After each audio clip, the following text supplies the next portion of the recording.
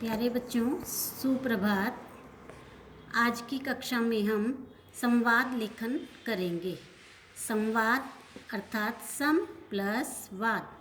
सम आपको पता ही है, आपने उपसर्ग और प्रत्यय किए। सम उपसर्ग है और वाद मूल शब्द है। दोनों को मिला के क्या बना? संवाद। जब दो या दो से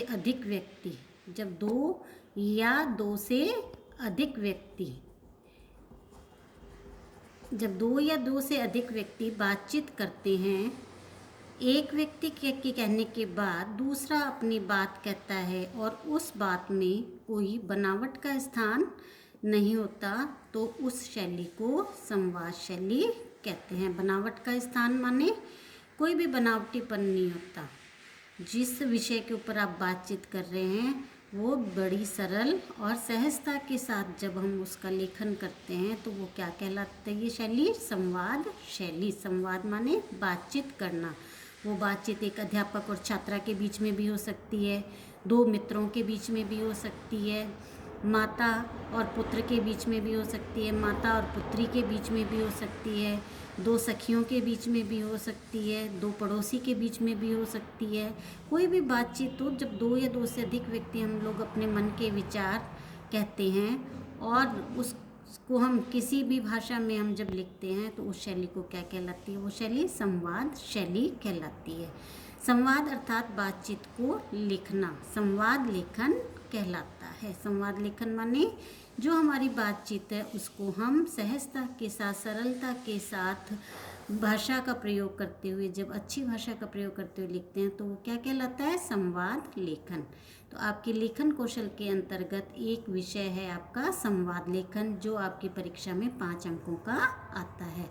तो आपने ध्यान से ऊपर सुना होगा, संवाद माने सम प्लस वाद, बातचीत करना, और उस बातचीत को बिना किसी बनावट के जिस शैली में हम लिखते हैं उसको क्या कहते हैं? संवाद शैली। तो जब भी हम कोई संवाद लिखते हैं, हमें उसको आकर्षक और प्रभावशाली बनाने के लिए निम्नलिखित बातों का ध्यान रखना चाहिए।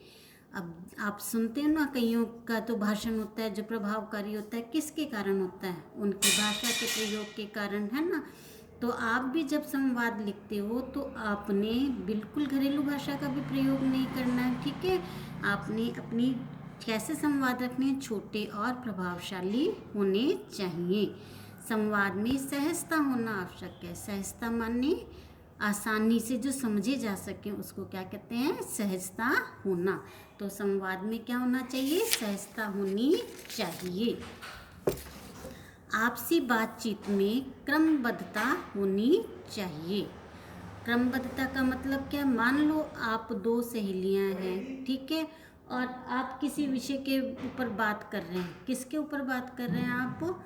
मान लो आप दोनों अपनी परीक्षा से संबंधित दो सहेलियां बातचीत कर रही हैं, तो उस बातचीत में आपको परीक्षा का ही से संबंधित बात ही आपकी आनी चाहिए।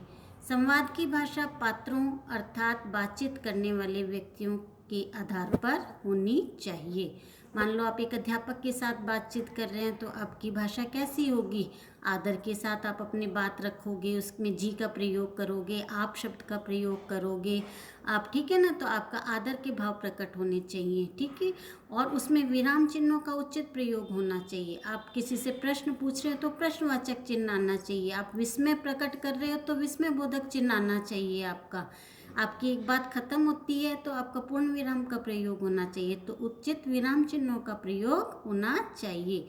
संवाद विषय के अनुसार सारगर्भित होना चाहिए और उसमें स्वाभाविकता होनी चाहिए। सारगर्भित का मतलब है, अगर आप परीक्षा से संबंधित संवाद कर रहे हैं या पिता और जो पुत्री है वो अपने कहीं भ्रमण पे जाना है, चाहे दिवाली त्यौहार मनाना है, उसकी तैयारी से संबंधित बातचीत कर रहे हैं, तो उसमें उस विषय की झलक होनी चाहिए, ठीक है। सभी बच्चों ने अपनी समझ लिया है। सभी बच्चों ने, जब भी आप अपनी पुस्तिका में संवाद लेखन करोगे तो अपने उपयुक्त सभी बातों का ध्यान रखना है। अगर आप सभी बातों का ध्यान रख के संवाद लेखन करोगे तो निश्चित रूप से आपका संवाद क्या होएगा? प्रभावशाली और आकर्षक होगा। तो सभी बच्चों ने अपनी हिंदी पुस्तिका में, जो अब आपकी ऑनलाइन कक्षाएं चल रही है ना, तो आप दो सहेलियां, दो मित्र, चाहे वो बॉयज़ हैं तो वो अपनी दोनों मित्र के ऑनलाइन कक्षा आपको कैसी लग रही है, इस विषय में आपने संवाद लेखन करना है हिंदी की फेयर कॉपी में। कोई भी बच्चा बार बार ये नहीं पूछेगा कि कहाँ लिखना है, आपने सभी ने जो भी आपको काम, चाहे वह क्षितिज का है चाहे वो व्याकरण का है, सब आपने एक ही पुस्तिका में सारा काम करना है। तो आपने एक संवाद लिखना है किसके बीच में, दो मित्रों के बीच में, ऑनलाइन कक्षा के विषय में आपने एक अच्छा सा, जो आपको ऊपर बातें समझाई गई हैं उसके आधार पर आपने संवाद लेखन करना है। किसी भी बच्चे को कोई भी अगर परेशानी आ रही है समझने में तो आप मुझसे मेरे पर्सनल यानी कि मेरे व्यक्तिगत मोबाइल नंबर पर संपर्क कर सकते हो। धन्यवाद। जय हिंद। अपना काम समय पर करो, क्योंकि 9वीं कक्षा के छात्र अपना गृह कार्य है जो करके नहीं दिखा रहे हैं। तो आपसे बार बार अनुरोध है कि आप अपना काम समय पर करो, अच्छे बच्चे बनो। धन्यवाद। जय हिंद।